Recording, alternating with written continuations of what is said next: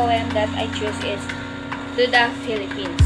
Jose Rizal uses vivid metaphors and similes in his poem, To the Philippines, to convey his selfless love for the country, in order to emphasize both the Philippines' natural beauty and the fact that it is still under colonial rule from countries like Spain and the West. Rizal compares it to a lovely hurrying and sleeping goddess. Rizal create this poem to the Philippines, titled To the Philippines, is because it expresses his heartfelt na poem dahil nagpapakita ito ng kanyang pagmamahal sa ating bansa. Sa poem na ito is inilarawan niya ang mga paghihirap nating mga Pilipino sa ilalim ng kolonyal na pamahalaan at ang mga pangarap natin para sa kalayaan at kasarinlan. Sa poem na ito ay pinapahayag niya ang kanyang pagnanais na ang Pilipinas ay maging isang magandang bayan kung saan tayong mga Pilipino ay may dignidad at pagkakaroon ng pag-asa, sakripisyo at pagkakaisa para sa ating mahal na bayan.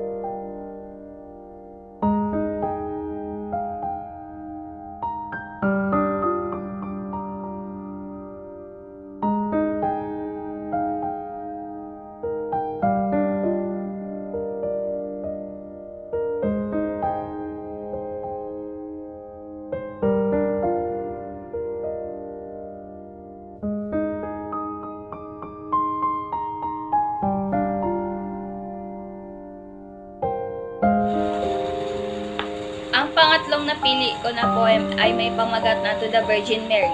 Ang content naman nito ay Rizal's deep devotion to the Virgin Mary and his need to ask for her protection and guidance are beautifully and deeply expressed in the poem.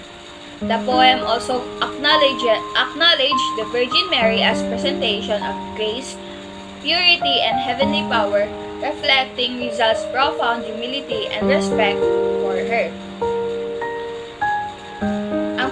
Ang poem na ito, To the Virgin Mary, ay makalangit na panalangit at pagpupuri sa mahal na Birheng Maria. Sa poem na ito ay ipinapahayag ni Jose Rizal ang kanyang malalim na devotion na devotion and faith kay Mama Mary. At maging gabay nawa ito at tagapagtanggol ng mga tao lalo na sa ating mga Pilipino. Tinampok sa tula ang ating pananampalataya, pagmamahal, pagkakaisa bilang Pilipino. Sinabi ni Rizal ang kanyang pangarap para sa bayan at ang kanyang pagnanais na makamit ang kapayapaan at katarungan para sa ating bayan.